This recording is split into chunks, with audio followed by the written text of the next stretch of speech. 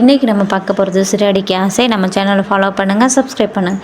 இன்றைக்கி சிறகடிக்க ஆசையில் என்ன நடக்குது அப்படின்னு பார்த்தீங்கன்னா, வித்யா வந்து முத்துவோட தான் உன்னோட மச்சான் ஒய்ஃபும் போகிறாங்க அப்படிங்கிற மாதிரி சொல்லல ரோஹிணி வந்து ஒரு பிளான் போடுறாங்க. டக்குன்னு பிளான் போட்டு வீட்டில் உள்ள அத்தையும் அவங்க சுருதியவையும் கூட்டிகிட்டு வெளியில் எங்கேயாவது போயிடணும்.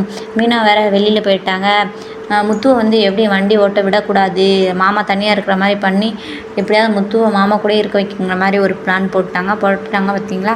அதுக்கப்புறம் என்னென்னு பார்த்தீங்கன்னா, அவங்க மாமியாருக்கு ஃபோன் பண்ணி இந்த மாதிரி நம்ம டூர் போகிறோம் அப்படிங்கிற மாதிரி சொல்லல சுருதியும் வர்றாங்க அப்படிங்க. எல்லோரும் சேர்ந்து கிளம்புறாங்க. அதுக்கப்புறம் பார்த்திங்கன்னா, அப்பா நான் வந்து சவாரிக்கு கிளம்புறேன் அப்படின்னு சொல்லிட்டு முத்து சொல்கிறாரு. சொல்லல போயிட்டு வாப்பா அப்படின்னு. எல்லோரும் வெளியில் போகிறாங்களாமே, நீங்கள் மட்டும் தனியாக இருப்பீங்களா அப்படின்னு சொல்லிட்டு மீனா சொல்கிறாங்க.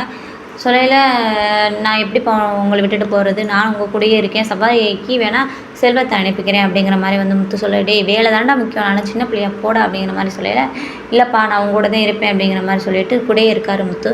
அந்த டைம் பார்த்தீங்கன்னா ரவியும் அப்பா நானும் உங்கள் கூட இருக்கேன், லீவ் போட்டுறேன் 2 நாளே அப்படிங்கிற மாதிரி சொல்லிட்டு ரவியும் கூட இருக்கார். அந்த டைம் பார்த்திங்கன்னா மனோஜ் அப்போ நீங்களாம் வீட்டில் ரெஸ்ட் எடுப்பீங்க, நான் மட்டும் ஸ்டோர் ரூமில் போய் வேலை பார்க்கணுமா அப்படிங்கிற மாதிரி சொல்லிட்டு நானும் வீட்டில் தான் இருப்பேன்னு சொல்லிட்டு மனோஜ் வீட்டில் தான் இருக்கார். அந்த டைம் பார்த்திங்கன்னா அதோட அப்பாடா யாருமே வீட்டில் இல்லை, நம்ம ஜாலியாக இருக்கலாம்னு சொல்லிட்டு அவங்க 4 பேரும் குத்தாட்டம் போட்டுட்ருக்காங்க. குத்தாட்டம் போட்டுட்ருக்கோம் விடுங்கடா அப்படின்னு சொல்லிட்டு அவங்க அப்பா சொல்லிக்கிட்டு இருக்காங்க. உடனே ரோஹிணி வந்து அவங்க அம்மாவுக்கு ஃபோன் பண்ணி அவங்க எங்கே இருக்காங்க, யாரோட போயிருக்காங்க, யார் கார் ஓட்டுறா அப்படிங்கிற மாதிரி வந்து அவங்க மச்சான் ஒய்ஃப்டையும் விசாரிக்க சொல்கிறாங்க. அதோட உடனே கிறிஸ் பேசுகிறாரு. பேசினோன்னே அம்மா எப்போம்மா வருவீங்க அப்படிங்கிற மாதிரி வந்துடுவாங்க அண்ணா அப்படின்னு சொல்லிட்டு இருக்கையில் பார்த்தீங்கன்னா அவங்க அம்மா சரி நான் விசாரிக்கிறேன் கல்யாணி அப்படிங்கிற மாதிரி வந்து அவங்க அம்மா சொன்னதோட இன்றைக்கி சீரியல் முடிஞ்சிச்சு. நாளைக்கு என்ன நடக்கும் நாளைக்கு பார்க்கலாம்.